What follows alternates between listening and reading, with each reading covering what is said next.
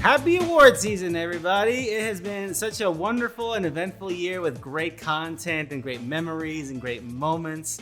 And I'm so happy that we timely and just full of things and opinions to say about the year that was in films. Here, movies are real. Ryan Lance. I've never been more excited about cinema than this moment. Carrie Lyles. Yikes. And myself, George Cruz. The committee for the final opinion on movie opinions, just in general. Yeah, we weren't allowed into the Golden Globes because they said our takes would be too perfect. There needs to be some room for like wild cards. Uh-huh. We are not allowed in for that. Yes, and so Yes. as it often is, we are here at. But it's March almost. It's March almost. Okay. Don't say that. Okay. We are here to discuss the movies of 2020 in the year 2021. It's just okay, folks. One, I am coming into this discussion with my shirt untucked, stumbling with a bottle of Mountain Dew Major Melon, if you know what I'm saying. I am unprepared but ready to party because those sunglasses you're wearing are pretty cool. because I have not thought about the movies of 2020 in a minute, and there wasn't a lot that came out because of the pandemic, the coronavirus. Yeah, so when you see repeats on this list, shut up. You make your own list. Yeah. We also skipped the December and November podcast. I don't remember. It's fun. What came out? Meg? No thanks. Yeah. No thanks. And we also normally time these with the Oscars, which is a smaller award show, but we like to give them sort of like a little bump as proximity. But they moved to like fucking what, summer? It's April. No idea. I believe it's the middle of April now. I've already forgotten most of the films of 2020. What's gonna change if they have them in April? Really? Mortal Kombat as a possible. By default. The only entry. So this is the first part of our Best of 2020 podcast. If you are new to this, hello, sorry. We are looking for we have a bunch of categories here. We apologize. Sorry about that. We have a bunch of categories here, and under those categories, we have a bunch of possible winners. We're looking for one winner and two runners up in each category. We are going to deliberate on who is the actual winner. It's not a science. I mean, it is a science because it is definitive, but we'll see where the stuff takes us. Normally, this is where I say that we don't have enough time to watch everything, but I feel like we saw a lot. We had enough time, so there's really no excuse. Yeah, so this is on us, I guess, if we fuck up something. But yeah, I guess with that's all the rules and stuff you should know about how we play the game here. For our first day here, we're going to try and get through best style, best horror, worst movie, and then we're going to talk about our quarantine standouts because there wasn't a lot what we saw that was old that we want to give a shout out to. Ignore all of what I just said if in the post I edit this differently or we just record it differently. Something happens. I don't know. 2021 is not wild. Yeah, that's yeah. Anyways. No more rules. Anyways, best style is the first category that we are going to be discussing. The nominees for best style are Tenet, I'm Thinking of Ending Things, Weathering with You, Ride Your Wave, Host, Soul, VHYes, Birds of Prey and the Fantabulous Emancipation of one Harley Quinn, Color Out of Space, Shirley, Swallow, Possessor, and Gretel and Hansel, a movie that came out that year. I forgot. Mm-hmm. That was in theaters, right? It did. I watched half of it. I saw it in theaters. It's very good. Well, one of the movies you got to see in the theater in 2020. Very exciting. Mm-hmm. Man, where do you start here, huh, folks? Let's start off with a bang. Tenet, the movie that saved the year to some. Saved cinema for a few days, maybe. Alamo did open up again. Yeah, and then they closed. That was pretty nice. After New Mutants. So grand opening, grand closing. Exactly. They were open for like 2 weeks, and I went like 4 or 5 times in those 2 weeks. And how many of those times were to see Unhinged starring Russell Crowe? Only one. Okay, jeez. Carrie, calm down. Only one. So Tenet, it's attempt style. It does attempt a lot of. It attempts a lot of things. It tries a lot of stuff. Yeah. It tried to save cinema. Yeah. That might be its I would boldest love one. nothing more than to have an example of Tenet's style, please. All right, I'll delete it from the list. It go boom. I like the part where they walk backwards and go That's that true. swoop. That is a stylish decision. That is true. Ride Your Wave is one of the two animated movies. There's a few animated movies on this list, actually. Two anime movies. Yeah. I really, really like that movie, but we can cut it. It doesn't do anything exceptionally different. For folks unfamiliar, this is an anime movie from the folks who did Night is Short, Walk On Girl, and Devilman Crybaby. Oh yeah. Yeah, good shit. It's a very, very cheesy, like the most mid 2000s Oh, yeah, it is. romantic comedy. I love it, but it doesn't do anything exceptional in terms of style and art. I mean, it looks good. It looks incredible, but I've been there, done that. And they've done more cooler looking things, I think. They have, yeah. So. It was just, it was something. Yeah, you weren't too big on it. I was not too big on. I like the style of it, but it was very. It's got that song. That song. The song was good. They did play it a lot. They played a lot. But it was very hokey, but it was a good time, you know. Yep. All right. Gretel Hansel. Can you tell me, Carrie, a single stylish thing about Gretel and The prevailing color palette of dark blacks, dark teals, and bright reds. I'm gonna look up a trailer for this excellent. on my I will phone. say when I watched the first half of it before I became immediately bored and turned it off to watch something else. Rude. It was almost like if it gave me the feeling like they wanted to go with like a Wes Anderson, but if he was It's a 4x3. Yeah, just like the way they stylized Wes Anderson on night mode. yeah, like the way they framed something. There's Yeah. really cool framing in that Yeah. movie. And then they wanted to how she was a witch too or something, and I was like, I don't know what's happening. Who cares? It's Gretel Hansel. I like this movie a lot, and I A lot of think depth of field in this. I think its style is its main prevailing point. Yes, I think it's just I a would gorgeous agree film with to that. look at, and its music is really booming and loud and fun. I'd love to be like at a party and it was on in the background and I wasn't Sure. focusing on it, but also I would not want to be at a party, like in general. Yeah, Regardless of that, and Jeez. regardless of that, I don't like parties. So it's a weird situation. So, Carrie, this is the first time I think I've heard anyone say anything positive about this movie. Is this movie What?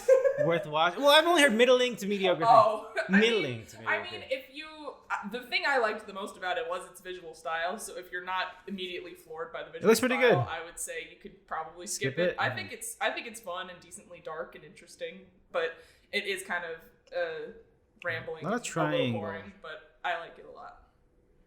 Yeah, it's Yeah. very witchy and triangle-y and Cool. I like aesthetic-y. witches and I like triangles. But it's not gonna hang? Yeah. I doubt it. Oh, so do we keep it on there or do we keep it? No. Okay. There's no room for debate in this podcast. That's true. I Wait got a plans minute. tonight. All right. You know what? If we're cutting that, can we cut Soul? I don't know. It looks good. Soul. does look I good. don't care about Soul. No, I'm just gonna be honest. The best looking, I like the spirity stuff. yeah, the spirity stuff So- looks cool. And the problem with the real life stuff, it just looks so good that it's unremarkable. I don't know. Oh yeah, it looks like, man, these guys are too good. I don't care. The actually. backgrounds look good. The backgrounds do, look yes. incredible in this. They look like phenomenal fucking pre-rendered fucking Resident Evil nonsense that you put on top of little cartoon guys. But it's just That is it's true. just not gonna, I wish they had more spirity stuff because that stuff. This stuff look was cool. super cool. Especially Specifically like when the spirit guy came to Earth Uh-huh. and he would like move around Uh-huh. through like the edges and like lines on town. the file cabinet section part looks really cool too. Yes. Oh, That looked really cool. There's a lot of cool bits. I just wish they kept doing that Yeah. throughout. Okay. All right. Oh, we already cut some stuff here. Shirley's good. I was just gonna move. Great to- costumes and that. Great dresses. Still have not seen that. It's pretty good. It's all right. I just like the I do like the costumes, and I love the dream sequences when she's like in her spells or in her moods or in the throes of writing, thinking about her story, and there's just these manically edited, unsettling looking things, and the lighting's really cool during those dreamy scenes. But I doubt that it hangs. But I really like that movie, and I think it's gorgeous. Yeah, It's gorgeous. And I guess for those who are uninitiated, this is the Elizabeth Moss movie. Where she plays Shirley Jackson. About Shirley Jackson. So yeah, that's that movie. It's gone. It's on Hulu. It is on Hulu. That's how I saw it. All right. So I guess I'll say where we're at the list. We're already weeding it down. We're at I'm Thinking of Ending Things. We're talking about Host. We're talking about VHYes. We're talking about Birds of Prey, Color Out of Space, Swallow, and Possessor. I forgot what this feeling is. Of like, do I want to hurt people? Do I want to fight or something? What? Are you saying you don't think Host belongs on this list? How about instead of cutting something, I say something positive about a movie I really like? I think Swallow's fucking fantastic. I think Swallow, the art direction, not the art, well, like the lighting, I want to say art direction, but what I meant is like the way they dress their sets and the way they use lighting and the way they frame shots. That red window. That looks incredible. Spoilers, I think Swallow's one of the best movies of the year. That's a spoiler for me. Yeah. I love it so much. That movie. It's incredible. So that's all I'll say. We don't have to cut it or anything. I'm just going to say that. I just wanted to say it. It's just up in the air. I just want to say it. Just throw it out there. And then I want to say that I don't like Possessor very much, but I recognize it's stylish. It is stylish. I will say that. The poster's really good. The poster's really good? The poster's really, really good. Listen, Does Host... So Host has a phenomenal framing device in this movie, and it does the most out of it. Is that something that we feel lends it more towards other categories when we're talking about best horror or movies of the year? Or is it the gimmick itself a thing worth... Like, they do a great job with it. Mm-hmm. But is that a thing we want to put over other things in this category? No? I don't think so. I don't think so. So that's what I'm trying to like find it out because I think it's so cool. Oh no, I think it deserves to be on the style. It deserves to be talked about. But if we're talking about some of these other movies, I think it's fair to remove it from the list. All right. Well, I'll just put that on the air. Let's not cut it. Yeah. That's also there's a lot of We've stuff. We've never cut a movie from a list. We're always bringing it back. Sure, I forgot about the bring it back thing. All right. Well, okay. Here's another question. Do we want to be contrarian? Do we want to be big brain and cut Birds of Prey? Just cut Birds of Prey from this. It's really good. No, it looks incredible. It looks fantastic. It looks incredible. It has great moments. I think the moments are very stylish, but when I think about the film as a whole, I don't really see. I think of the outfits, if anything. Yes, I think the style. The outfits That are is great. style. That is a style, but it's not style in terms of like a film style. It's more of like, ooh, damn. I am thinking mainly of in terms of if we think about this category as like it's got that panache. I love the musical sequence when she gets whacked by fucking. Whacked, she's dressed up as Marilyn Monroe. I love that. The whole movie is like it's more hard of a host. It's not really a style, but it's a stylistic choice to use Harley Quinn's perspective on the world as the framing device for this story. Yeah. Mm-hmm. So that is a stylish choice, and I guess it works. And I hate it, and I hate women. Okay. Right? And I hate New York because I love the Joker, and he wasn't in this movie. It's true. Yeah, I wish Sonic was in this movie. Mm-hmm. That's what I would have preferred. Once again, I think we're not cutting that movie, so that's great. That's productive. Gosh, dang it. Okay, Color Out of Space has a lot of purples. The creature design is fantastic. Hell yeah. And I want you to just think about that Lovecraft sequence when he like goes into the lightning at the end and they're just like flying over all the tentacles. Yeah. And she's like, damn, this is a Lovecraft movie finally. Yeah, it's very cool. I think... You think it stays? I guess. Okay, so we're just talking about every one of these movies. We've talked a lot about framing devices so far. VHYes. Yes. Another movie completely on its framing device, and it does it fantastic. Oh. And it's a short movie, and it gets in and gets out. I don't know. I don't know I do like the TV stuff. I don't know. I was gonna say something mean about it. I can't. That it has the most unique like. I think it does it better than Host. I think kind of. Yeah. I just love that it's taking place inside the television, and you're just like interact, and then it goes between that and the wedding video and his real life. I don't know how much of that is style or how much of that is just it's a good movie, but I love VHYes. The thing works. I think VHYes the style might be the most important thing because it's so framed in VHS. Yeah, and on the details on it too. Yeah. Like even just like the short quips when they're channel flipping and you just see like 2 seconds of something that you never see again. Yeah. It just fully immerses you in the late night TV world. Like honestly, if I think of style, like that movie might be the most like style was like the prime thing that they were considering on this. There's a lot else that's great about it that works, and that's just good filmmaking. But I think when I think of style, this movie is just all about that look and that feel of nostalgia, but also some of like the strangeness of it. Like when you look how it feels like a liminal, not real space. Yes, and then they play with that. Yeah, it's great. And it's very good. That's why I think in terms of style, this has to hang. I will cut hosts. I will cut Birds of Prey. I'll cut Call Out of Space for it.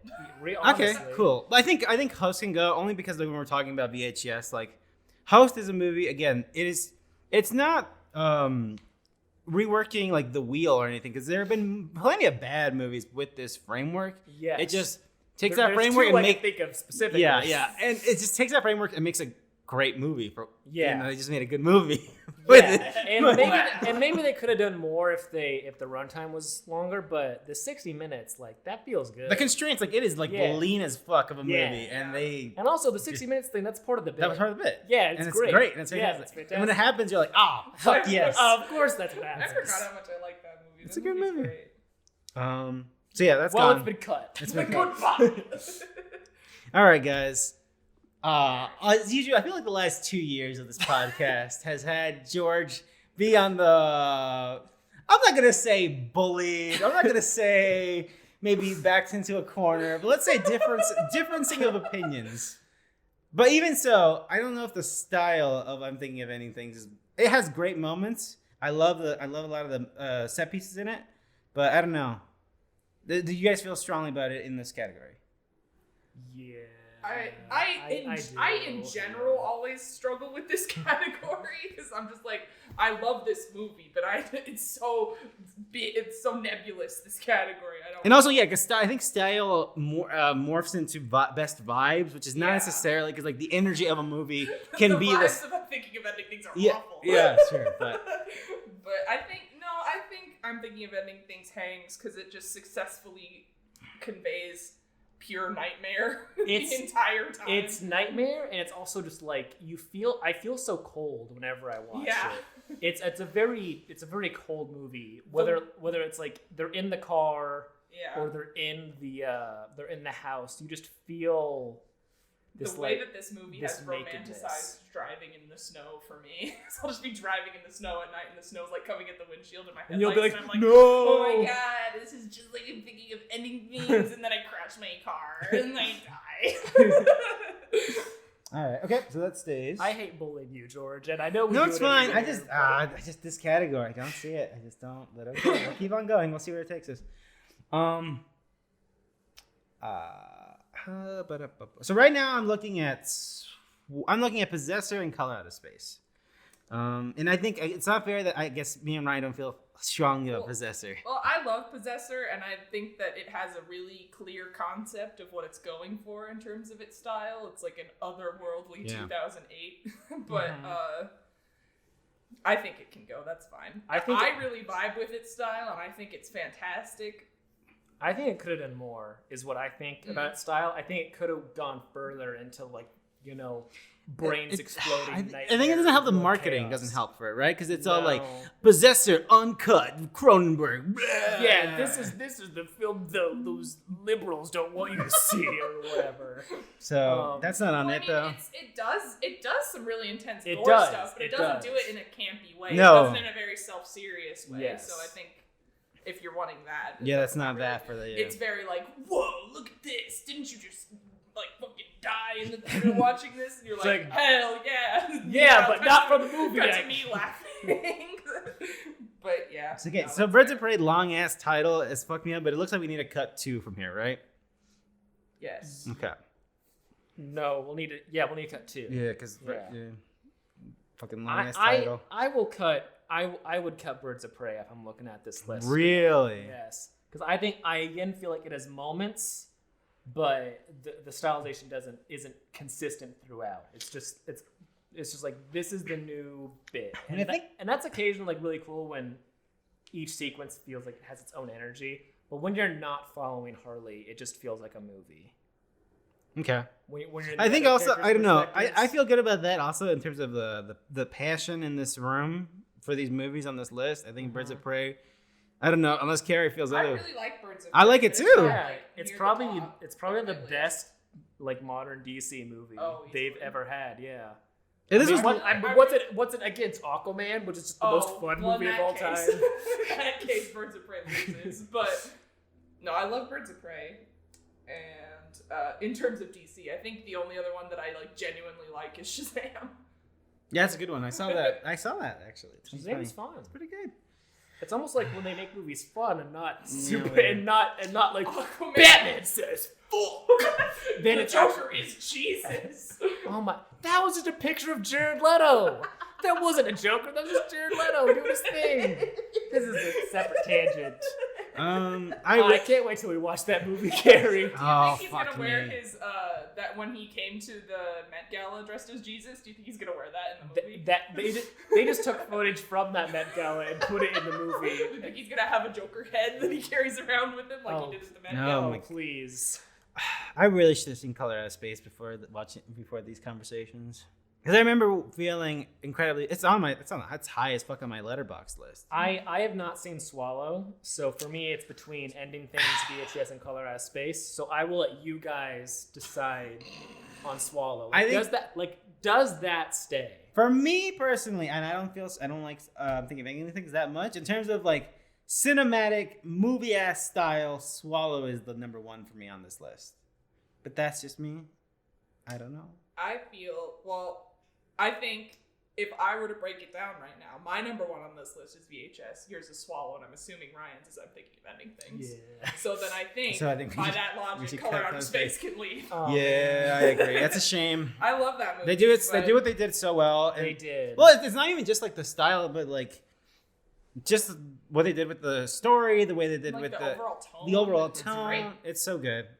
We saw that in theaters. We did. Without masks on. We It's were true. breathing all over each other. I was It laughing was snowing. really hard, really loud. It snowed when we were out of the theater. It was annoying as Yeah, fuck. I coughed directly into the usher's face, and everyone applauded me. It was fantastic. What All if we say VHS wins this? Oh, I'd be thrilled. That is honestly what I was thinking, because I love I'm Thinking of Anything so much. I love its style personally, but if I'm thinking of anything. Wait, if I'm I thinking of but awarding like I things. said, VHS like style was the number one priority, Yeah. and sometimes that sucks from a movie. Like Yeah. they try that, and then it's just like, all right, I hate this. Yeah. But this knocks it out of the park. Yeah, it's not just a gimmick, and they do well with it. I'm feeling good with that. Cool. VHS has the best style of a movie in 2020. Oh, yeah, You're welcome. dude. You're welcome. It's on Canopy if you haven't seen it yet. That's how I It's saw. on Hulu. It's on Hulu. Yeah. And I also own it on Blu-ray and VHS tape. Also, Susan Sarandon's in that movie. That's Yeah. fucking Well, weird. 'cause I think she's married to Tim Robbins, and Tim Robbins Yeah. is Yeah. the guy who produced it, and I'm pretty sure is the director's dad. Yeah. Okay. So that's best style. Done. Easy. I don't even care. I could do this all day. Best horror. Line them up, knock them out. Best horror, baby. We have Tenet. I'm Thinking of Ending Things. The Call. The Lodge. The Invisible Man. The Color Out of Space. The Color Out of Space. Possessor. Freaky. His House. Host. Underwater. Is Underwater really a horror movie? I know. Yes. The Grudge. That's the one you're gonna question. When I made this list, George, I spent days. I was like, what is it? I've seen 8 movies this year. I just want you to think about T.J. Miller's performance and presence in that film, and then ask me again if it's a horror movie. He because dies. He dies thankful. Well, he doesn't die soon enough, but you know. That is, you can say that about every movie. The Grudge, La Llorona, and The Wolf of Snow Hollow. Okay, so Tenet's not really a horror movie. I was terrified the whole time. We gotta have this bit every because year. of the fear that I will get the coronavirus. Okay, you know what? I was on the edge of my seat, ready to leave the theater. All right, let's remove that from the list, guys. Impending disease. Anyways, La Llorona's a weird one here because I love that movie, but I still don't have know not if it's seen a that. horror movie. I mean, it's got spooky. Yeah, I It's know. spooky. It's spooky, but I don't know. It feels weird here. But also, The Wolf of Snow Hollow also feels very weird here. Yeah. It's a good movie. I like it a lot. it's got some. I think from what you guys have told me about both of these movies, they have spooky elements, but that's not the main. The main gimmick of the movie isn't supposed to scare Well, you. You did see The Wolf of Snow Hollow. I did watch that. You're right. I've forgotten most of it, but I did watch it. What the fuck? I'm sorry. I liked it. Yeah, that's fair. I think I was just looking at on Letterboxd how you can sort by genre, and these came Yeah, up they as do horror. consider it as horror. Yeah. Okay. But so are we? Does that mean we're cool by proxy deleting La Llorona and The Wolf of Snow Hollow? I'd love to. I'm fine with that. Yeah, that's fine. But shout out to both of those movies. Those are I feel great I movies. feel like neither of those movies are getting talked Those are about some of the enough best at the time. movies of 2020, by far. They're good. Not one of the best horror movies. Not one of the according best to this horror Fuck podcast. that. I wasn't scared. All right, folks. The Grudge. What do you mean? Look. Did I have this or did you add this, Carrie? I don't know. Who knows? I don't remember.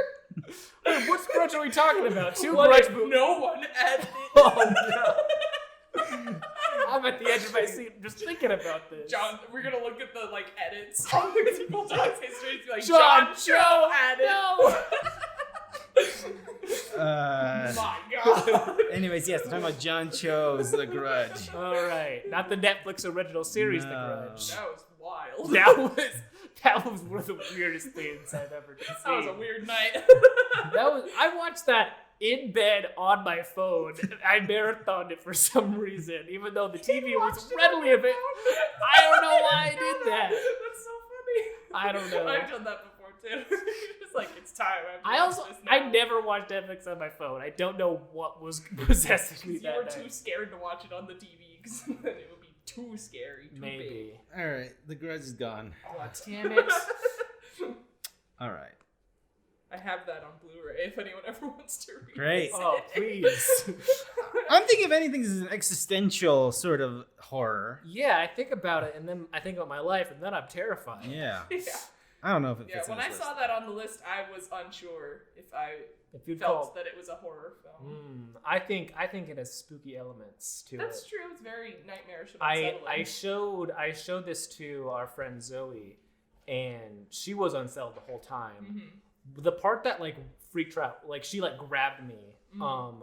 The voicemail when she gets the voicemail the first time, that sent her into a panic, and I was like, yes, my best friend is terrified. So yeah, I think when that movie gets scary, it's scary for a different kind of reason. It's an innovative horror. Yeah. It's scary in ways we've never seen before. Exactly. George. I guess, but also then I put La Llorona back on this list. Then I put because I don't know. I think they're close. Well, La Llorona is more of a horror than I think. Well, that one's an existential horror. The other one's a fucking ghost and the fucking weight of fucking the crimes humans do to people, and then being haunted. How people should be. They should be haunted by the terrible things they do to other people. But yeah, But I'm thinking about anything that's about being sad. That's You ever been true. sad? I George? enjoy being sad. Ah, nice. But I don't know. Let's get back to it. Underwater's not. It's What? not. I like it. I do like it. That's the thing. I think it's okay. I bought it on Blu-ray and I still haven't watched it yet. All right, case closed. All right, here we go. It gets to the point very quickly. Yeah. They do. It's great. The ending sucks. Yeah, it's not great. Yeah. I like the ending. I mean, I like I've it, but I heard also there's don't like it. I need to watch the alternate ending on the That's Blu-ray. of course that movie has an alternate ending. She probably doesn't fucking die or give a stupid I think, speech. the The speech, is that's stupid. what it The was. speech is That's stupid. what it I is. forgot about that. That's I like the- the ending as an event. Oh The yeah, because like presentation the was brat. stupid. Yeah. Yeah. But the speech is the thing. The speech sucks because Yeah, like that's fair. it's the only time there's ever been a monologue in that movie, and it's so And it's it's stupid. so weird. It's like what's happening Especially here? from this character. It's weird. Yeah, it doesn't make any sense. Yeah, that's fair. I agree with that. All right, so Underwater's cut. All right, so the list so far looks like I'm thinking of ending things: The Call, The Lodge, The Invisible Man, Color Out of Space, Possessor, Freaky, His House, and Host. All right. I think we can delete Possessor because it's more Yeah. like gross sci-fi, but it is also horrific in the way of, am I really myself who's piloting my body? So that's a very existential horror for me when I watched that movie. Whoever's piloting my body sucks. They're making some bad decisions on this one. I think I'll cut His House. I think His House is fucking great. It was pretty good. I think it's liked really good. Ryan, you're not familiar with this. This is a movie. I've needed to watch this for a while. Yeah, it's very good. So it is an African immigrant couple, refugee couple. They're coming into someplace in Europe. I think it's London. Yeah. So they have the equivalent of Section 8 housing that they were given by the government to stick around. And it appears to be haunted, but maybe they're being haunted for something they did. Mm-hmm. It's done very, very well. Not to spoil anything, but Matt Smith is in it. Oh, yeah. Way to spoil it, Carrie. Also, another thing... I just remembered your letterbox comment. Yeah. It was so funny.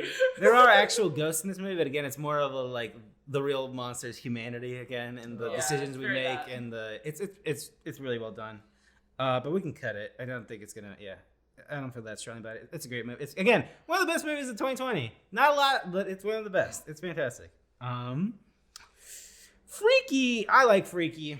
I have yet to see Freaky. I have also. Am I the only one? I've heard very good things. It's good. It's fun. It's not one of the best. Probably not top 3. I don't think it hangs top 3, but it's fun. It's if you know it, you're getting what you paid for with that one. It's good. I like it a lot. It's not one of the I best. will check it out eventually. Okay. I promise. I mean, it's fine. I don't feel that strong about it. I promise. I'm making a promise to you right now, Okay. George. And it's recorded, so she has to do it. You can come back to me in 10 years and I still haven't watched Freaky starring Vince Vaughn. And you can be like, you bitch. I promise I would get around to it. I still have time. Bold of me to assume I'm going to live another 10 years. I think The Invisible Man is one of the best movies of the year. It's one of my favorite. It is one of my favorite movie of the year. Hell yeah. I think it's a fantastic horror movie. It's also, given the concept of the Blumhouse fucking gang fucking rebooting The Invisible Man, Yeah, the true. product that we've gotten is way better than it had any Oh, right yeah. to be. But what if Tom Cruise was in it? And what if fucking Dr. Jekyll was played by fucking Russell Crowe? And he was Dr. a little Jekyll unhinged. himself. Yeah, and then she gives a fucking giant ass explainer to Elizabeth Moss about the Invisible Man, and I was like, oh, he's been around forever. I don't know what the fuck the mummy was. I Bad. still haven't seen it. It was I bad. need to. Don't. All this is to say that I beg to differ. all of this is to say that I think the Invisible Man is on this list personally. I would agree with that. It's I don't fun. know if the call stands with this Really? crowd, but I think it's great. I love it. I think a it's lot. fantastic. I love it a lot. I think what it does. I think in a It's year where great. not a lot of stuff came out, it does right enough punches that it knocks out whatever metaphor I'm weaving here. I know Imagine exactly the what call, metaphor imagine you're the weaving. call is fighting someone. Yeah. And this opponent would be more powerful in a regular year. But Yeah. this year they're Right, weak. right, And the right, call just has enough of that extra, special something, and it knocks it out. That's all to say that I think the call is very good. It's still a little cheesy, a little bit it's a weird horror movie. I don't know. It is weird. It's like I don't even know how to describe it. It's like a fucking R.L. Stein-esque fucking horror story. Yeah. But it's good. It's done well. It has its bit, and they just go for it. The call is everything that Tenet thought it was. What are you talking about? What are you saying to me? All that to say, I think it stays on this list. Okay. I think Okay. it's really I good. just wanted to see how you guys are feeling because I love that movie. I adored it. I I watched think it. that movie is fun. It is fun. I think it's fine. It's a little stupid. Yeah, it's hokey. It's hokey. It's a fucking R.L. Stein cover of a Remember when the girl greenhouse exploded? That was I do awesome. remember that. It's an R.L. Stein cover of a girl picking up a phone. It's like, the call is coming from... That's true. I do like it. I remember I was watching it, and Greg would like pop in for a few minutes here and there to watch it, and then we were like, wow, that was the wildest thing I've ever seen. What's gonna happen? We're only halfway through.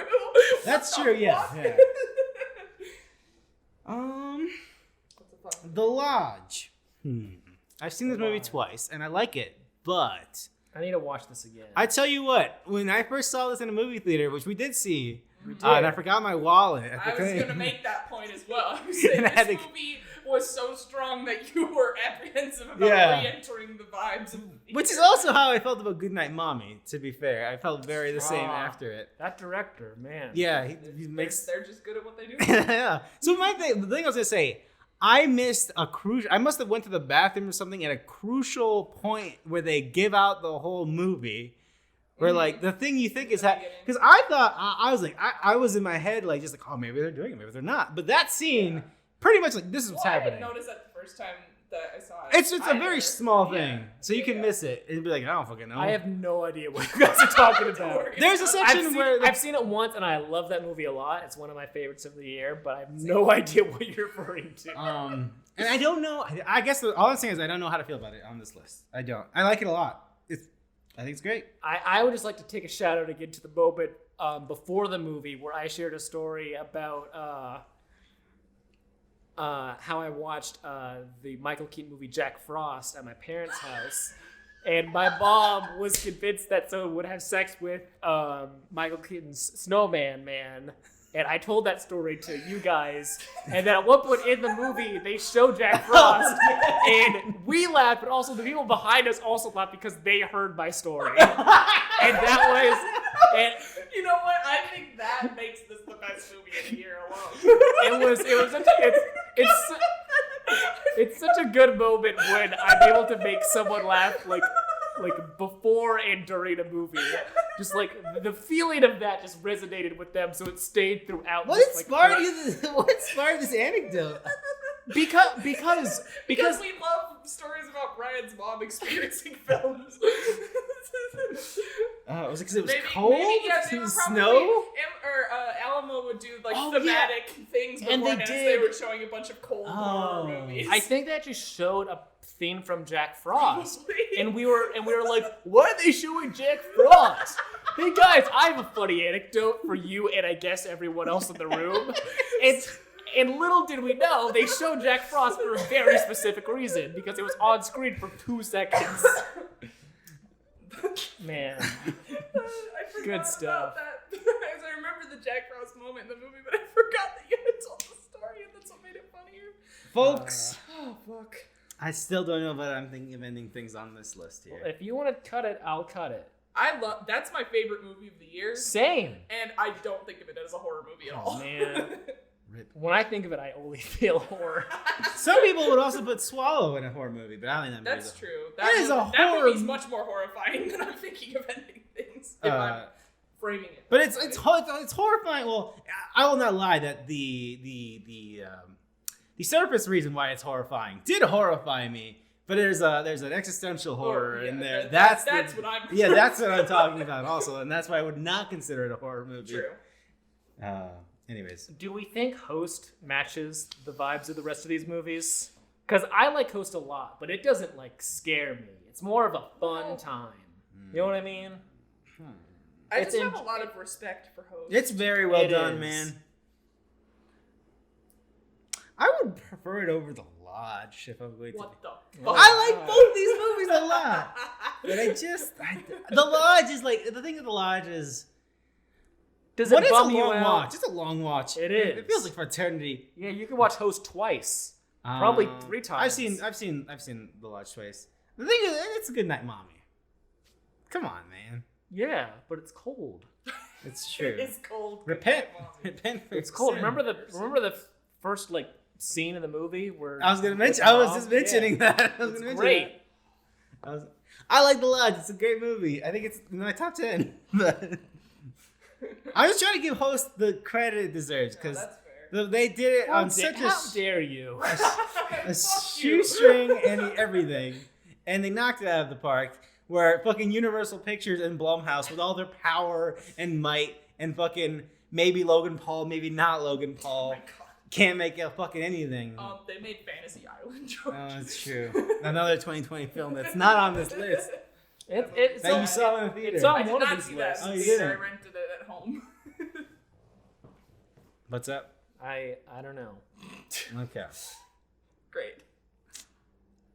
So how are we feeling? The Call, We The have to cut Lodge, to- Invisible Man, Color Out of Space, and Host. Okay, This if is you- hard. Okay, if you were to cut one movie, what would it be?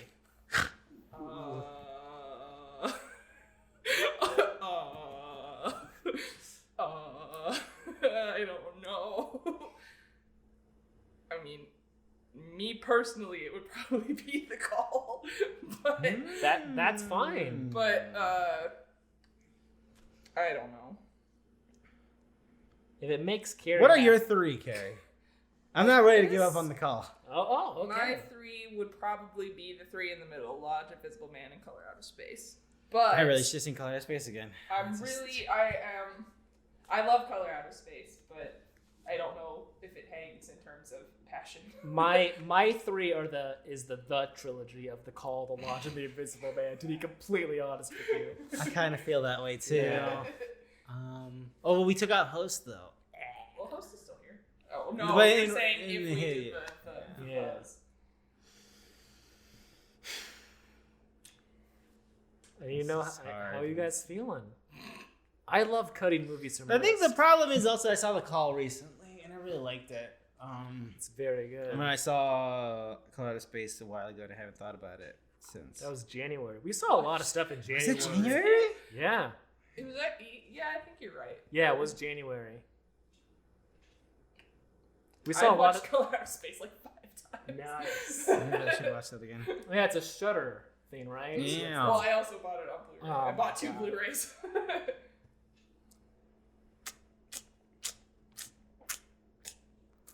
All right, George, make your decision right now. So those are probably great sound effects from the. Yeah, sorry about that. Why is it me? Oh, because I don't have enough. What are my three? Yeah, what are your I think three? Invisible Man for sure. I agree with that. The Call Host. Oh, okay. That doesn't put us anywhere. So that's. I really respect the respect Host. I want to call it Yeah, the I Host. do like respect I like Host a lot. Host a lot. I think that deserves. And I don't know why I like Call. Why I'm so. It's good. It's hokey. It is. But it's It's a good. fun time. It's a fun time. It's spooky. I love how the house changes all the times. It's great. It's so good. I like that strawberry farmer. He was good. Who he's just dead. There's no way. Yeah, he's dead. He's gone. What Strawberry Farm? I love that dog named Strawberry. That was a great dog.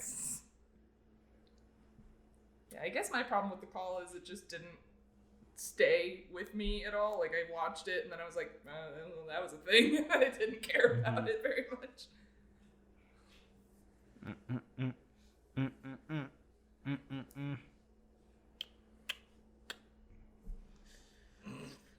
I don't know where to budge, man. This is hard. I'd be willing to cut the call. Cut the call. I'd be willing to cut the call. Yeah. I like it a lot. It's personally my favorite scary movie of the year. If you don't count, I'm thinking about it is. Which if thinking more of the genre, then it would be The Call. But We still have a hard out decision of respect for my two friends, I will cut it. here. I mean, this just makes the Out of job respect for my going. one friend.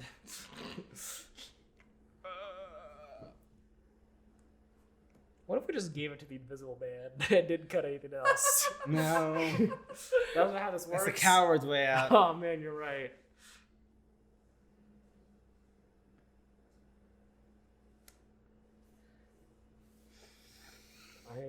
I'm still thinking I would cut Host.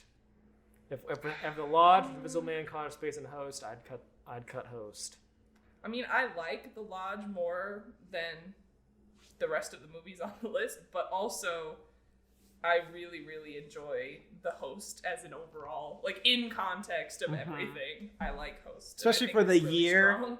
For the year, I think it's. I don't know if it's the best part of me, but I'm saying like what they did with they knocked it out of the park with what they were given, or what inspired them, I guess, because it didn't exist before that probably.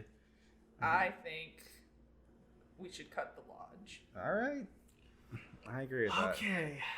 All right. That's disappointing to me. All right, so what's the winner?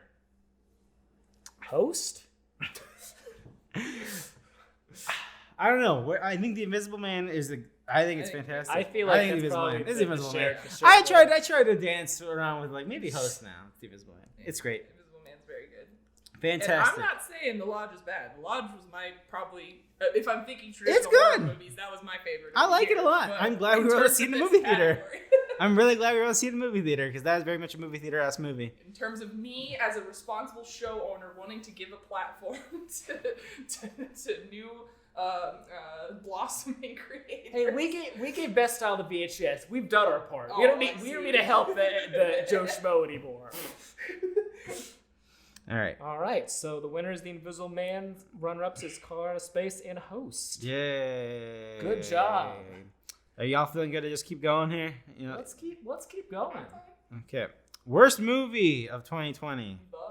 The The Tenet. Why is there just a Worst movies. The Tenet. Sonic the Hedgehog. The Babysitter. Killer Queen. To All the Boys, P.S. I Still Love You. You Should Have Left. Mulan. Monster Hunter. Fantasy Island. The Turning. Unhinged. Frowny face emoji. Hard eyes emoji. I didn't write the hard eyes emoji, by the way. Steaming. 3 steaming emojis. Brahms the Boy 2. Scoob. And Wonder Woman 1984. For some reason, I thought we were still doing about horror. I don't know why. I'm terrified of all these movies. I don't know what you're talking Especially about. Scoob. I saw that HBO Max cover art. God I damn love, it. With the I love how pumpkin. that just sends George into a rage God every time damn he it. even thinks about the Scoob poster on HBO Max. He probably has some hearts or some bullshit right now. He's Anyway. gonna have like holds He's like gonna have eggs. and- he's holding an International Women's Day sign. Like, oh, Scoob. Oh wow, Scoob is so woke. A woke king. You know what? Maybe that movie's got a chance here. That movie fucking sucks. I think is it the bottom of my. It might be at the bottom of my letterbox. Nice. I know it's the bottom of my I list. didn't watch it. It fucking sucks, man. It There's seems really bad. It does suck. The fact that there's a Simon Cowell fucking. Oh yeah, I That did was show you movie, that right? part. Yeah. it's Yeah. a big bit. He's in the beginning of the movie. They immediately just jump into the celebrity cameo. That's so stupid. And it's Who- Simon who Cowell. likes Simon And he's the Cowell? end. Simon Yeah. Cowell Yeah. sucks. It's What a also weird such a reference. it's such a 2004 Yeah. joke Yeah, too. like that the Simon Cowell cameo was funny in Shrek 2. Yeah, it Jesus was really Christ. funny. I'm still laughing about it.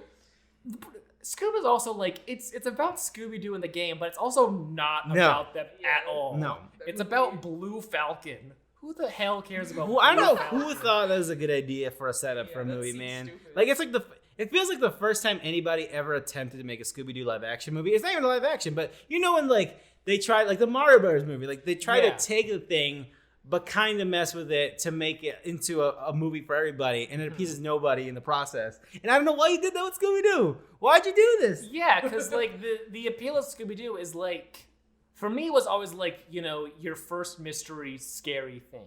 You know, it's just weird enough, and it's just silly enough, and there's like mystery, and you gotta solve it, and it's stupid enough for kids, and the dog fucking talks and whatever. But there's like none of that. It's like, we gotta find Cthulhu, Scoob. Yeah, Or what's it's the Cerberus or whatever. it is. Cerberus, yeah, Yeah. Cerberus. Oh, Scoob, it looks like you're the ancestor of Cerberus or whatever or something. Yeah. I don't That's remember. bananas. They have to find the skulls of Cerberus at some point. I don't know. And then the It's- entire crew is just following them for the entire movie. There's no mystery. It's And bad. when they solve the mystery, it's just Simon Cowell. Anyways, that stays So it's on the just list. it's just a bit.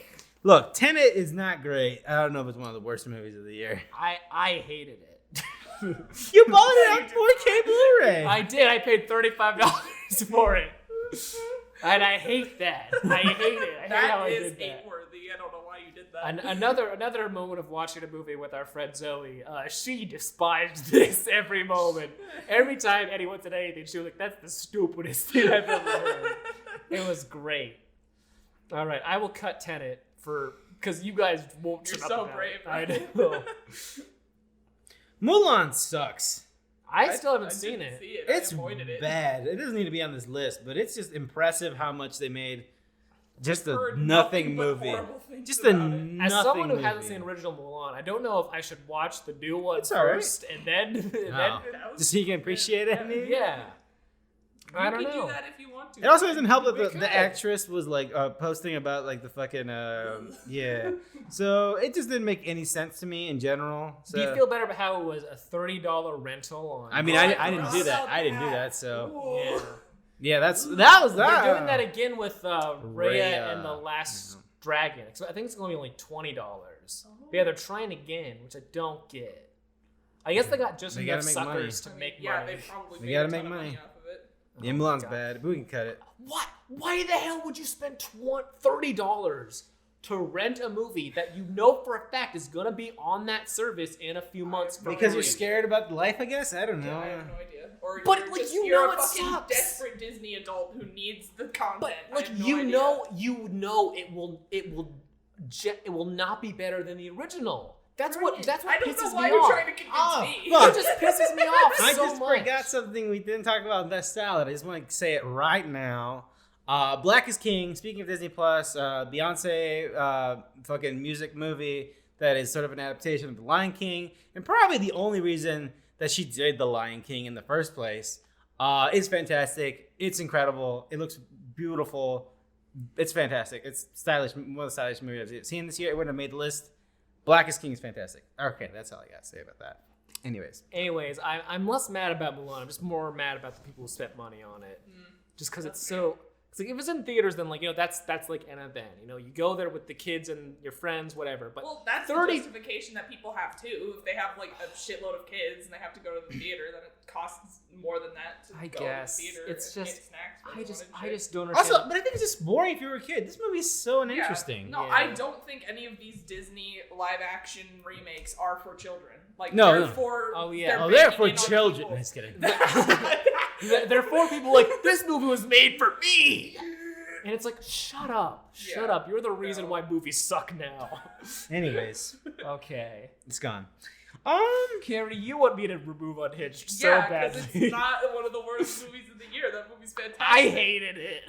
Well, just because I forced you to watch it. Out of a trick. What kind of trick was it? You said, Ryan, I have a good movie for you, and then Yeah, yeah, and then you you- did that.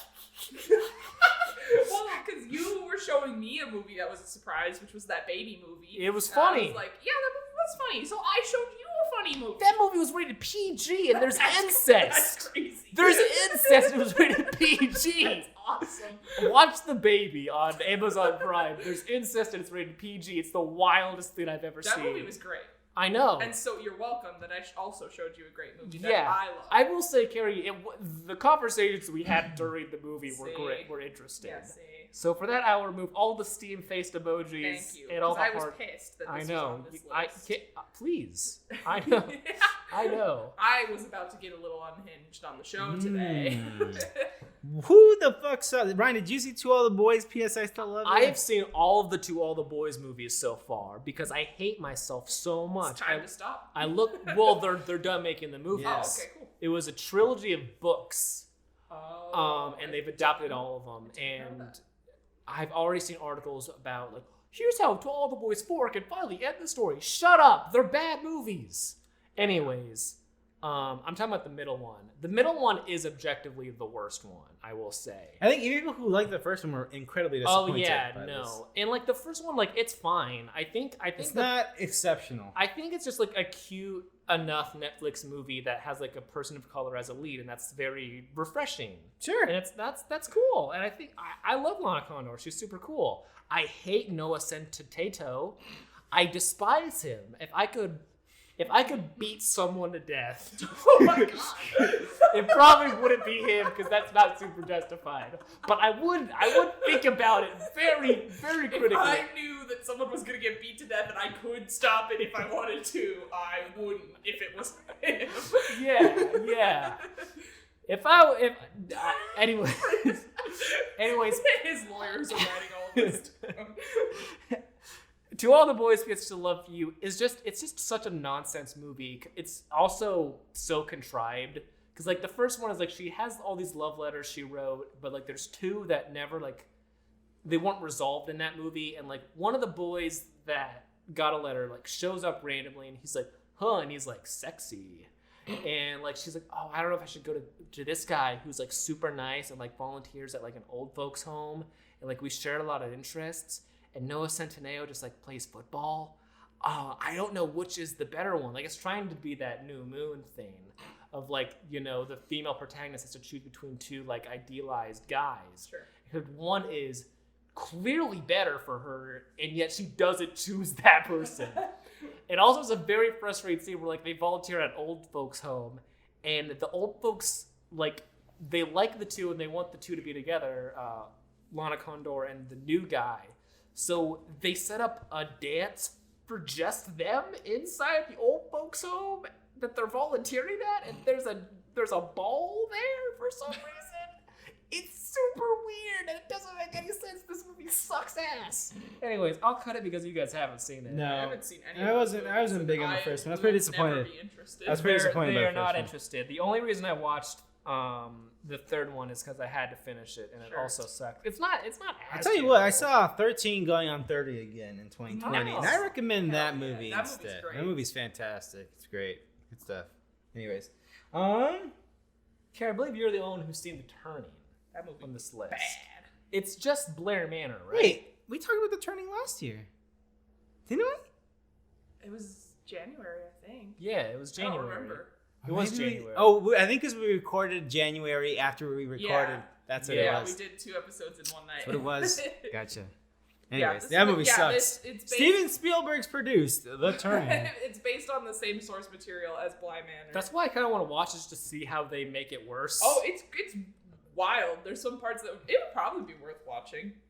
If you, it's just I just looked at this list and realized I didn't add anything, so I added a couple bad horror movies that I saw.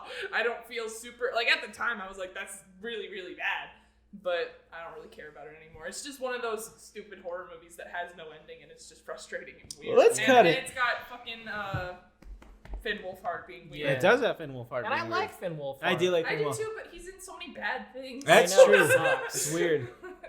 Once again, and I've said this every single time, season 3 of Stranger Things, pretty fucking good. It's pretty good. I'm excited for season 4. Yeah, it's weird. I was about to say, I just don't know if I want to commit to watching that show. Meanwhile, I binged 40 hours of Twin Peaks in a couple weeks. Something I know you guys aren't familiar with. Yeah, I definitely haven't. Done the exact same thing. I was telling my coworker was like, Ron, what'd you do this week? And I was like, oh, I watched Twin Peaks. Like, oh, how much did you watch? And I was like, no, I need to clarify something. To you. The only thing I did this weekend was watch Twin Peaks.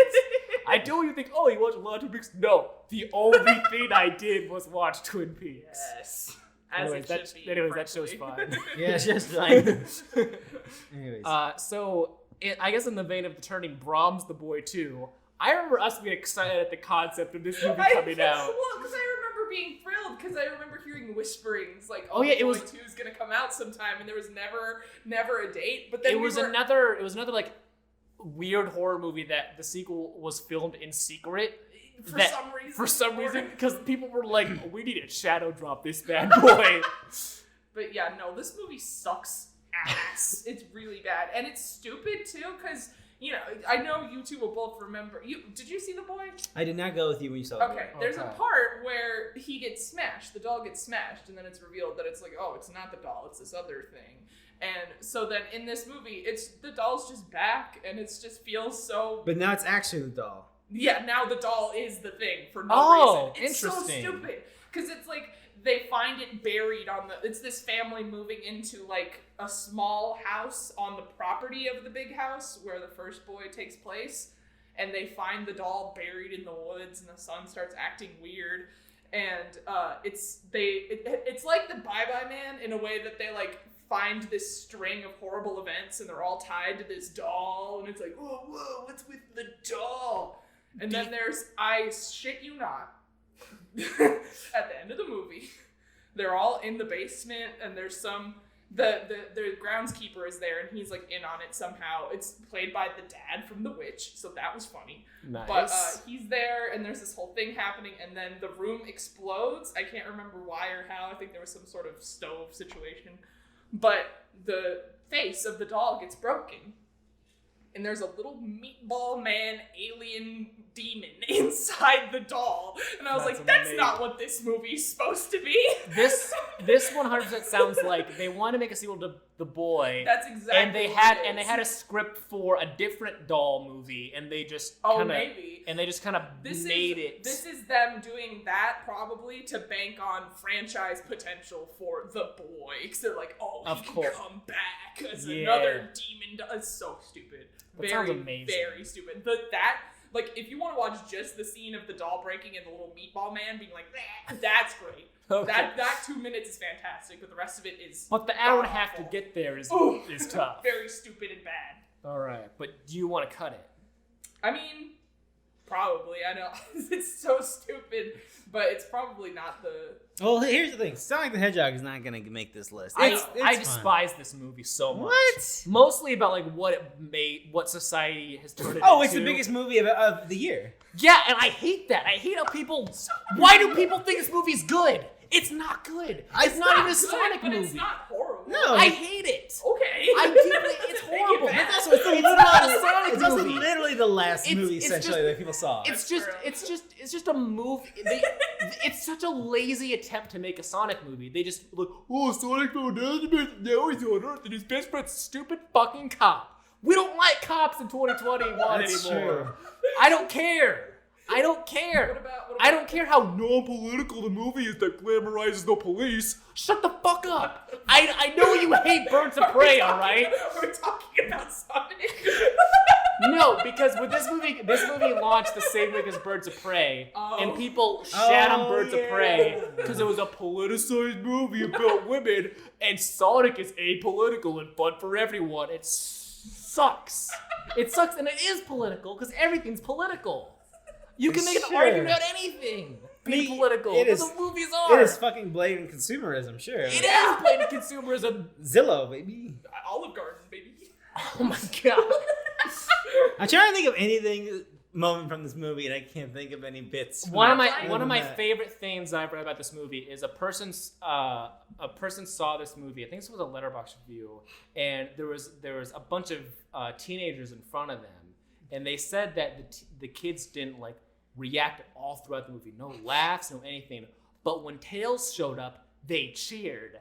And he was like, why are you cheering? You didn't like this movie. So why do you care if Tails is in a sequel? Tails. I don't give a shit about Tails. He's stupid. Okay. He's a little baby boy, baby. Where's Sonic? My favorite thing about this movie was the Sega intro. They spent a lot of effort on, and I liked that. did. That was pretty good. I've got Okay. a few favorite parts of this movie.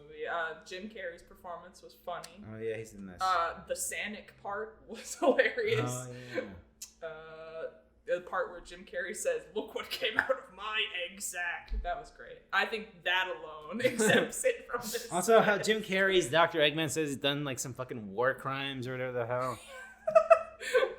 I feel if there's a movie that I'm the most passionate about disliking, whether Clearly, Jesus. Yeah, I know. That's all I'm saying. If you guys want to cut it, fine. I just want to make it very clear that even though I agree that's not objectively the worst movie of the year, it is my personally most hated I'll be movie straight of the with you. year. Other than Scoob, no movie offended me this year. Yeah. Oh, wow. Yeah, Okay. Anything could be on this list, so sure. Fuck it. All right.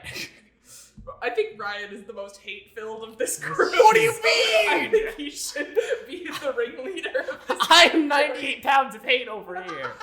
Yeah, that's true.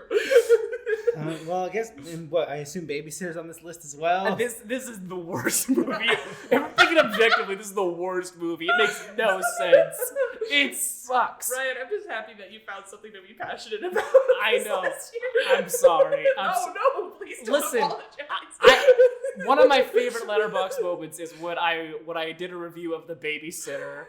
A rando comment. I call it the worst movie I've ever seen. Out of like, it was 3 a.m. and I was tired. I just wanted to log the movie before. You were writing a joke. I was writing a joke on my Letterboxd account. How fucking dare you freak? Yeah, and someone commented, "If this is the worst movie you've ever seen, you clearly haven't seen a lot of movies." And I was like, "Dude, like, fucking relax."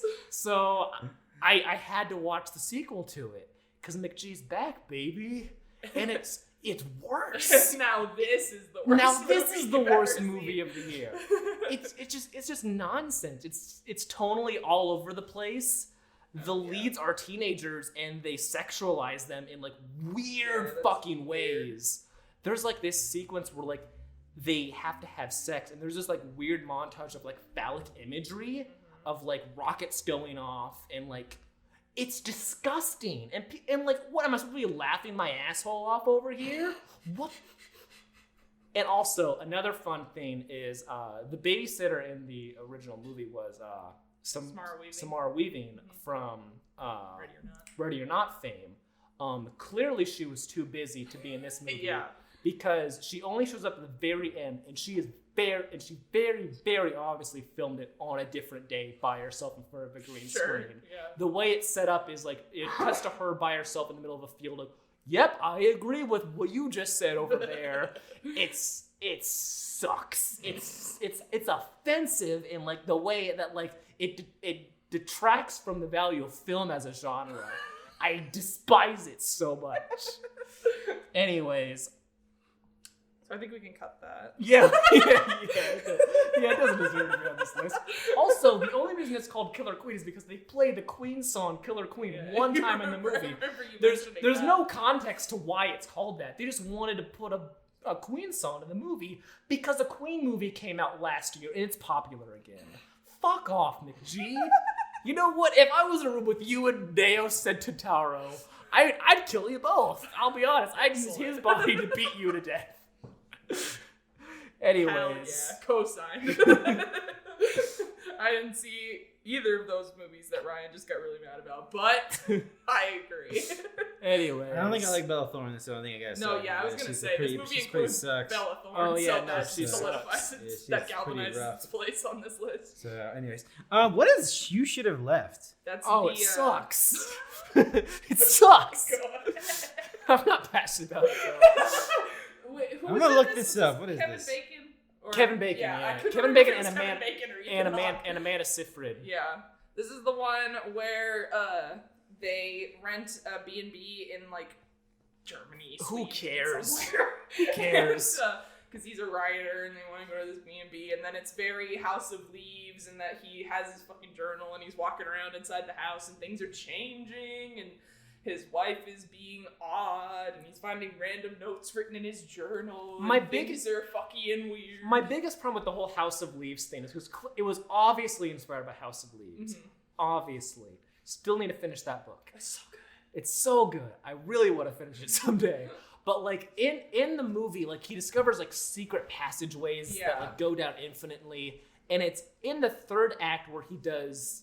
And like that all happens in House of Leaves too, without like any major spoilers on that. The house is weird and fucky. Yeah. But like the way House of Leaves begins is like subtly, like he measures things. It's like, that scene from House of Leaves. Yeah, where they measure the inside of the room. Yeah, it's like, the dimensions of this house don't make sense. But that happens in the last third of the movie when he should already understand that the dimensions of the house do not make sense.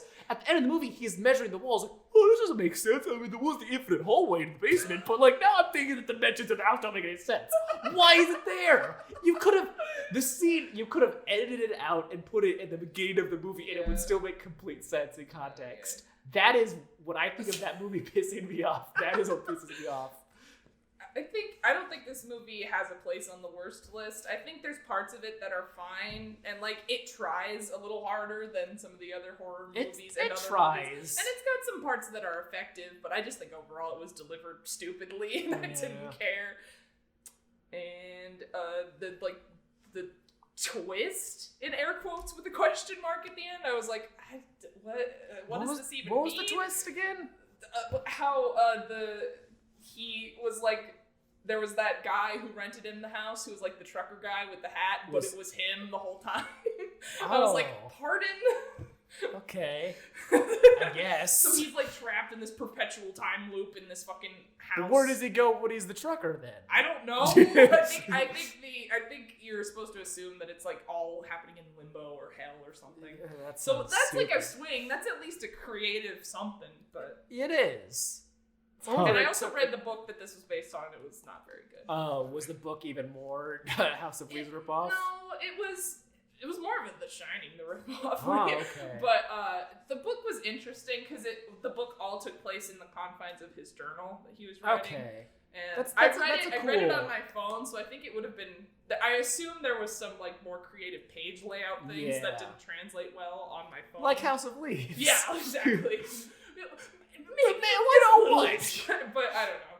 That it doesn't stick in my mind either. That's fair. I am salty that I paid $20 to watch it. Wow. I watched it for free. I'm a clown. I watched it for free on Peacock with ads. Ooh, I should have done that. Yeah. All right. So the list stands so far: Sonic the Hedgehog, The Babysitter Killer Queen, Monster Hunter, Fantasy Island, Scoob, and Wonder Woman 1984. Monster Hunter's not that bad. Monster Hunter's fine. I didn't see it. Yeah, it's fine. Yeah, I chose not to go to the theater with you guys on that day. Yeah, it's fine. It's fine. It's fine. Okay. Get it out. Just get it out of here. All It's right. fine. It's, Wow. it's Monster Hunter-like. It's fine. Yeah, whatever. I like how I gave 3 passionate rates and you guys are it could go. I just don't care about this movie so much. I'm very I passionate like about to the spread hatred. positivity, Ryan. What? Carrie, I'm sorry, but you're on the wrong podcast. Wonder Woman is bad. It is bad. But also, I didn't hate it. Like I think I didn't expect anything from we it. have it on another list that I think it might shine. Oh, yes, maybe. Yeah. I didn't have any expectations. Yeah.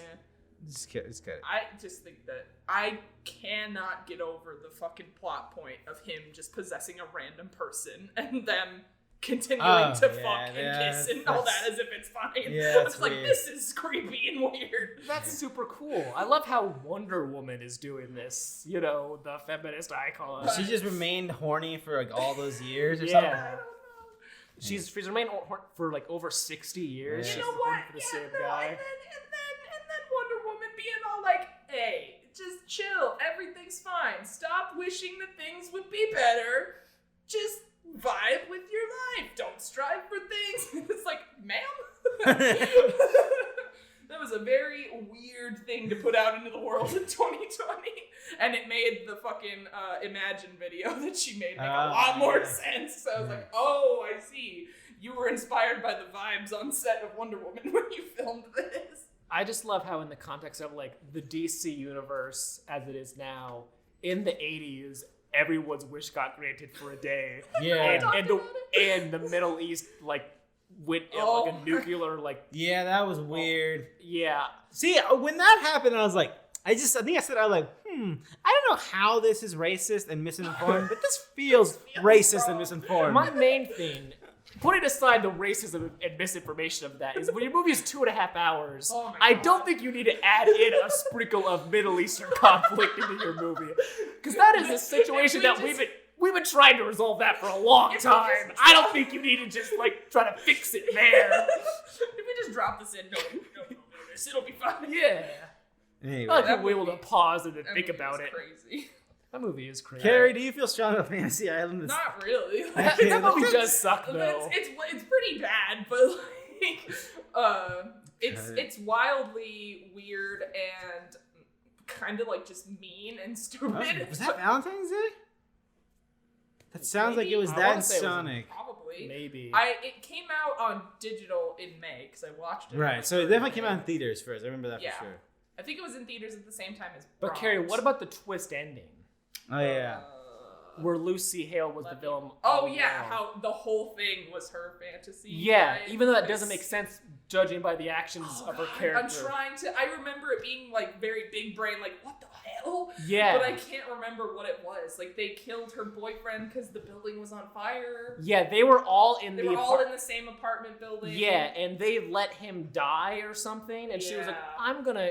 And, like, it doesn't make sense in the context of the movie, because, like, you go to the island and your fantasy comes to life, but in order to get them, she had to leave and come back to the island, so...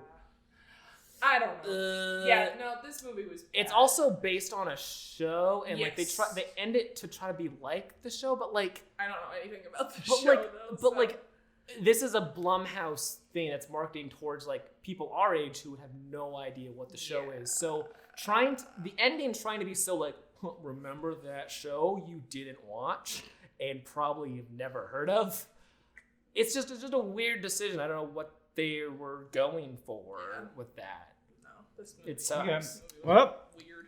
we got our 3 somehow. What wins? Is it Sonic? Is it The Babysitter? Or is it Scoob? I'd be fine with any of these winning. Yeah, me too. I think we're all winners with this list. I only saw Sonic. I don't think Sonic And is I that don't think that offensive. needs to I'm win. sorry. I don't think that needs to win.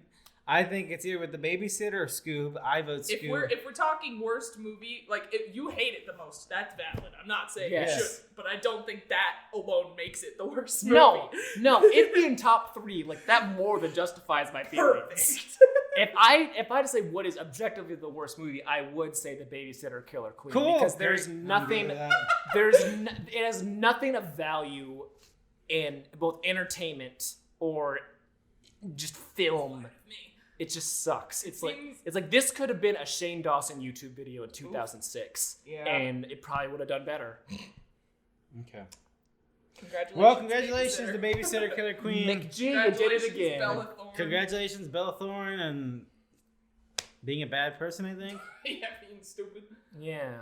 Yeah. Ruining sex workers? Isn't that what she did this year? Well, that was She- 2019. I don't remember. I think that. I think that's 2019. No? No, because No, I think OnlyFans that blew had up. to be last year, 'cause OnlyFans that blew was up a this big- year, yeah. and that's when she. Yeah, fucked right. it. That sounds right. Man, why do you think OnlyFans blew up Jackass. this year? Bella Thorne, obviously. That's true. Obviously. true. Everybody is trying to get in on that. Anyways. Yeah, and she took my $20. I mean, everyone's $20. All right, let's take a quick break and we'll wrap this up. I'm running on fumes. This worst. I had so much apathy for the bad movies of this year that it just puts me to sleep. Man, I'm more thrilled than ever. Very happy Let's that say a Ryan's quick- here to keep us awake. Let's take a quick break and we'll talk about some of our favorites from 2020 that did not come out in 2020. All right, be right back.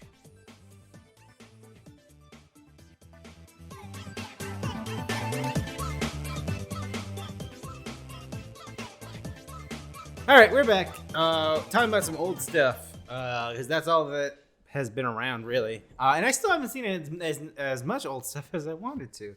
All right, who wants to go first, folks? Ah, shit, I dropped the phone. Oh, Damn. Jesus. Oh man. Oh, God.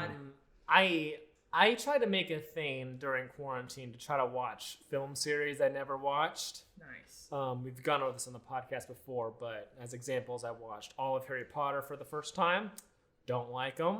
That's I fair. watched all of Hunger Games for the first time. Don't like That's them. I watched ridiculous. all of 50 Shades for the first time. Surprisingly, wasn't a fan. But the movies I did watch for the first time that I knew I'd like and were great were the Before trilogy, which is trilogy films by, oh my god, I can't even remember his name. He did Boyhood. Linklater? Yeah, Richard Linklater. Yeah, just like 3 movies filmed over course of I think it's 9 years. It's just a couple just having a conversation the whole time. That's the whole movie, just people talking, and it's great. It's such a great fun, invested thing that is beautifully shot and heartbreaking in really cool ways. I could not recommend them enough to people. I think some of them are on HBO Max sometimes, because HBO Max has that thing where they have movies for a month and they take them out and then they put them back the next month and be like, look what's back. It's like, I know. It What? was gone? But yeah, Before trilogy, they're all great. I don't want to get too into it, but in terms of the series of watching film series, which I gave up halfway through that journey because I got so exhausted, that was the standout Nice. for me. Yeah, I will definitely check those out eventually. They seem very much. I like something bought would them enjoy. during You the did? Criterion sale, so we could watch them. How much were they? $50 on the 50% off sale, which Criterion very expensive. 50% off sale, aka the pay what it's actually worth. Yeah. sale. Yeah, hell yeah. Yeah. Yep. You saw There you go. Chronos. I did see Chronos. I want to see this as well. It's great. I wanted to check out some classic Guillermo del Toro, and I thought, what better than seeing his first thing? And clearly Ron Perlman wouldn't be in this one because they would have had to have met later on in life when he became more mainstream.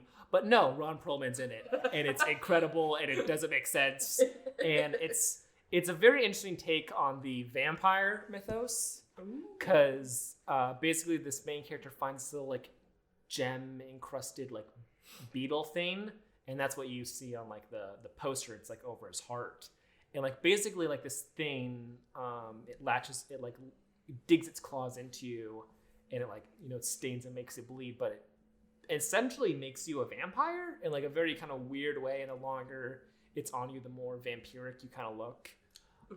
And it's super cool. It's great and beautiful, and I bought the Criterion very quickly after I watched it on HBO Max because I just wanted to have it. It really shows that Guillermo del Toro has just always had his thing, his style, his vision on the thing, and it's never wavered between then and his more recent stuff like Shape of Water. Mm-hmm. It's fantastic. Mm-hmm. Love that a lot. Love that guy. Mm-hmm. And then the last Interstellar? You rewatched Interstellar? I've rewatched Interstellar a lot this past year. Why? Because Interstellar, when we first watched that Yes. back in 2014, Let's think about this recently. I was like, that's pretty good. And then I didn't think about it for a long time. And then I saw it at half price books, and I was like, you know what? I deserve to rewatch Interstellar. Let's do it. And I watched it, and I was just like bawling. And I was like, oh my God, this is amazing. I think I also appreciate it a This lot is more now. incredible.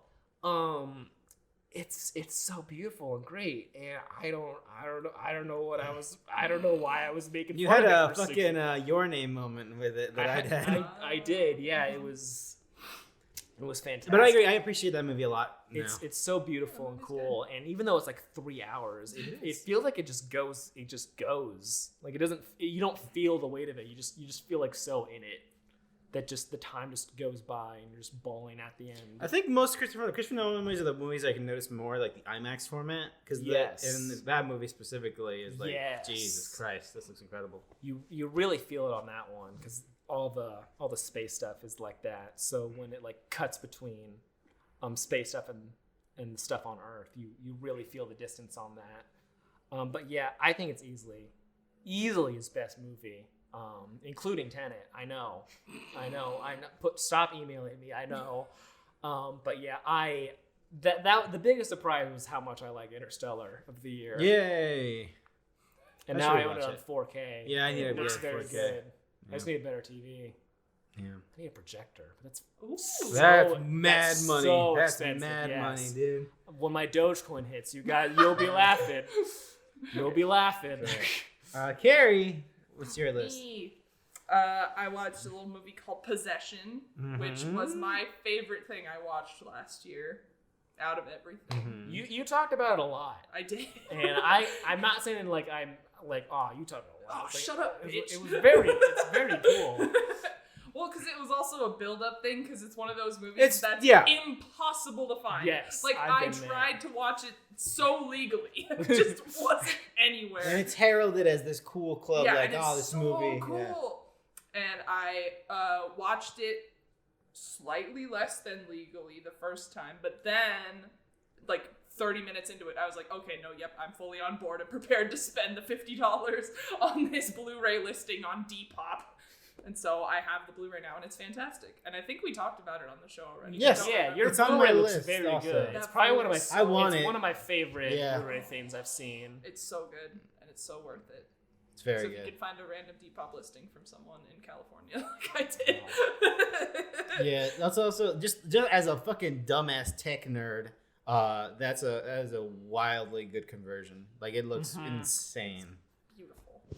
It's crazy how Just in general. it's so wild how so many of these like great movies are just like impossible to find. That's why people write about them. I know. Yeah, for real. It's like because like you see people writing things about things like possession and other things, and it's just like, how are you watching this movie? Is this IndieWire person writing something that he watched illegally? Clearly not. Oh my god. It's so frustrating. Yeah, I love that movie so much. And It was very good. I watched as a part of my Halloween movie marathon, I watched a film called Stage Fright Yes, you Aquarius, mentioned this. which that was another one of my favorites from last year, where I talked about it on the show as well, I'm pretty sure. But a troupe of actors who are working on a show locked themselves in their in the studio to finish up their dress rehearsal and make progress on the musical that they're working on. Unbeknownst to them, they've locked themselves in with a serial killer, and it's great, and it's campy, and it's stupid and fun. And also at the end of this list, I'm putting it on this in the quarantine section, even though I started it last year and then finished it at the beginning of this year, which is just the entirety of Twin Peaks. Oh, okay. I thought the first thing is the movie, because that's how the Letterboxd listing is. It's just the movie. What was the final straw that made you be like, all right, I'm gonna do it? Because for me, I've tried to watch that. Same. This is the third time I've tried to watch it. No. I've now finished season 2. I have a visual representation Oh. of my answer. Okay, awesome. Because my friend Peter makes pins. Shout out to my friend Peter. He is a huge Twin Peaks fan. He was trying to get me to watch it for so long. And he listed that he has a bunch of last chance, like, not on his website anymore, Twin Peaks related pins. And he posted a board of all of them. And there was this little guy right here. And he's from season 3, so you guys haven't seen him. Okay. But I saw him and I was like, who is that? I love him. I want to adopt him. And if you're listening, it's a little teddy bear with a weird nightmare face on it. And so I saw that, and he sent me the scene that it's from out of context, and I was like, that's the best thing I've ever seen. Now I must watch this entire show. And it was worth it. Yeah. Just speaking from my Letterboxd review, because I got tricked into thinking that was the entire series, but it's the movie. Just that it's one of the best pilots, I think, of television ever. The first episode of Twin Peaks. It's incredible. It's so good. Yeah. But yeah, Ryan and I both saw it after Carrie saw it. Yeah, Excellent. after you went off about it, like, all right, you were the final. I needed someone close to me to be like, Ryan, come on, like, all right, fine. Yeah. Because especially when they did season 3, like so many years later, that's when I was like, I really want to watch this. Yeah. And I've heard season 3 is wild. It's great. It's crazy. Which I'm excited for. Does it somehow 18? I did not know it was 18 episodes. Yeah. I did not know. It's long. Because I did not expect that. With getting how much they like crawled to make a second season, just like anything to make a fucking television show. And I'd say that the third season has a lot of parts that, on a first watch, are gonna feel extremely frustrating and stupid. And I haven't watched it a second time, but just thinking about the next time I watch it, I'm gonna enjoy those things more. But I think it's fun. I think it's fantastic.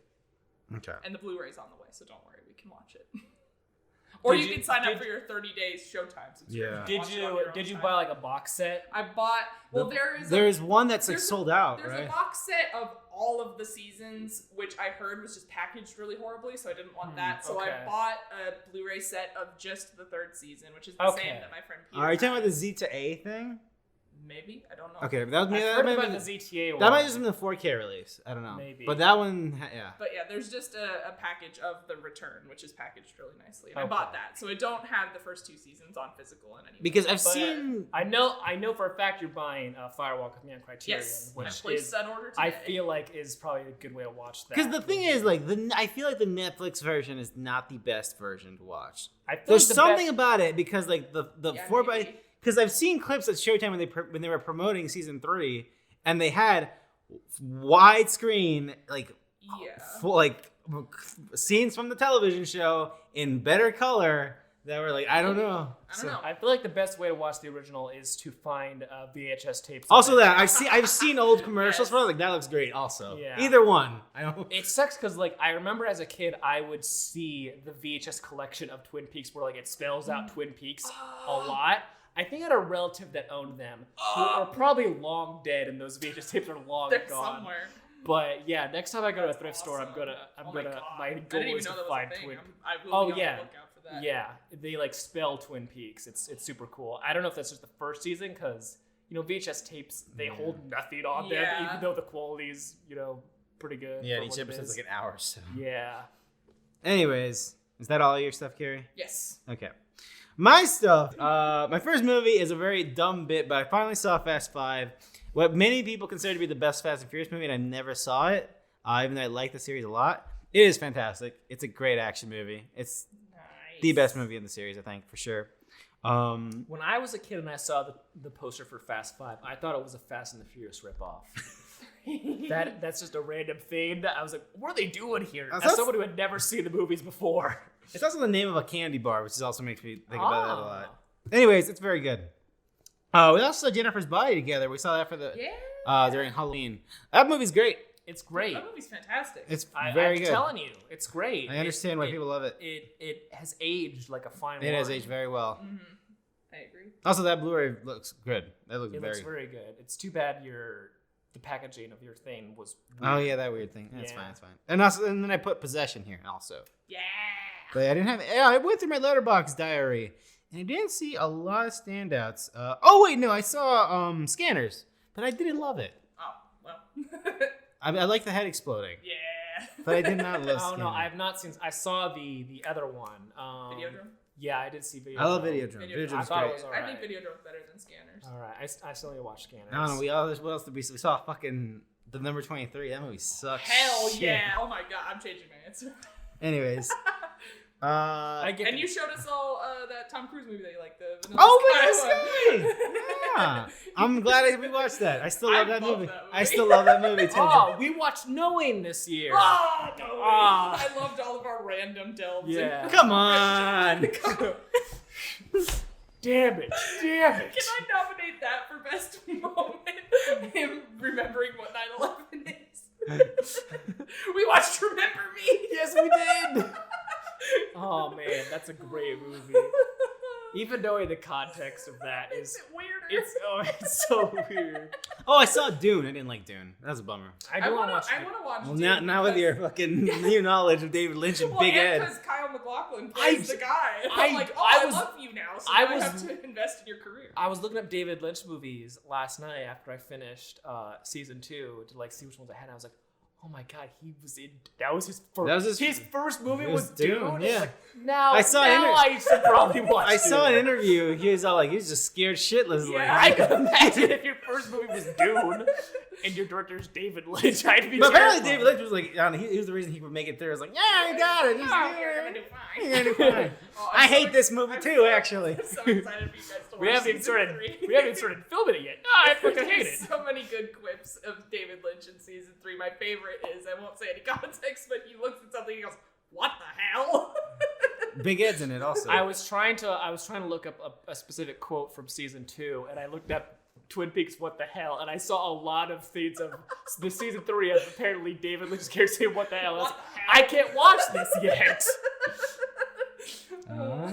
And this is just me going through what I've seen. Oh, I saw Wolf Children. Wolf Children's pretty good. Anyways, I was Wolf just. Children is very Wolf good. Children's very good. Yes. Anyways, that is our first part of our best of 2020. I think it went down pretty smooth. All things, man. Yeah, this is the shortest part one of these that we've ever done. Yeah. That's fine though. We're at about an hour 30. That's very short. Yeah. That's very short. So yeah, next day we will go obviously through the best movies of the year, where we will rank 10 movies and then decide what is the best one. But we also discuss what is the most disappointing, the best surprise, standout moment, best performance in the coveted "Do Not Go in There" awards. Please look forward to that. Do My not go into favorite that award. year. You know what I'm saying? Yeah. Don't go in there. Anyways, Ryan, where can people find you? Find me on Letterboxd at Film Piece. That's where I'm at. Keep on the lookout for the event. Is there going to be do we know if there's a third Babysitter movie on the works? I hope not. But please leave me hate mail and other things. I'm begging you. Carrie? You can find me on Letterboxd just by searching my first name, Carrie, Karrie. And you can find me at jcruzalvarez26 on both Letterboxd and Twitter. It's weird. Again, I think we've all been like with now going to the movies every week. It's been weird. I forget about Letterboxd sometimes, but yeah. Oh, I gotta put Judas and the Black Messiah on my list for 2021. That's my first movie of 2021. Anyway, Which one? Judas and the Black Messiah. Oh. Very good. It's very good. McGee confirmed plans for a third film Great. depending on the success of Kill the Queen. Well, you just destroyed it in this podcast. That's true. so- Not very successful. He will not be working in Hollywood again. McGee's listening right now. You son of a bitch. Anyways, This podcast will not rest until we end McGee's career. Bella Thorne's biggest pay pig, McG. Until next time, we'll see you then. Bye bye.